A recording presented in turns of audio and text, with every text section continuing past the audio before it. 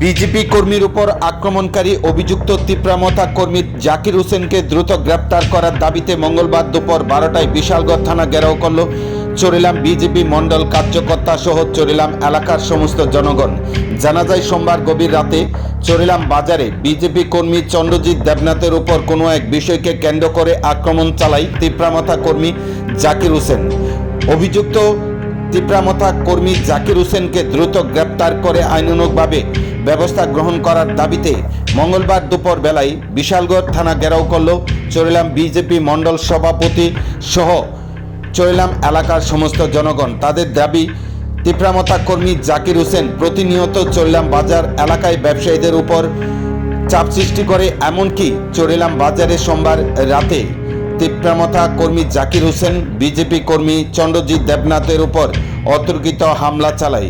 অভিযুক্ত জাকির হোসেনকে গ্রেপ্তার করার দাবিতে বিশালগড় থানা ঘেরাও করল মঙ্গলবার দুপুর 12টায় চরিলাম বিজেপি মণ্ডল সভাপতি সহ তেলেঙ্গানা রাজ্যের রাজ্যপাল তথা চরিলাম বিধানসভা কেন্দ্রের বিধায়ক জিষ্ণু দেববর্মার পুত্র প্রতীক কিশোর দেববর্মা সহ অন্যান্যরা।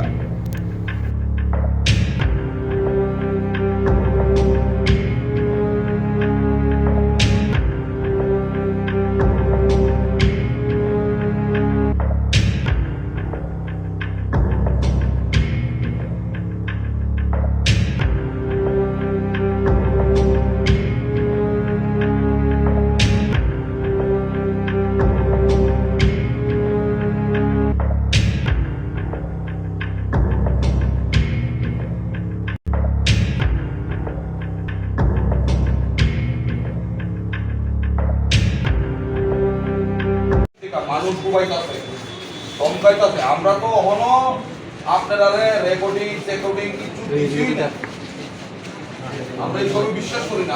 আপনারা কাজ করেন, যখন কোর্টে যখন দরকার পড়তো আপনারা রিমুভ রাজিও না। আজকেও ধমকাইছে। আপনারা কইতেছেন আপনারা পিস মিটিং করে না।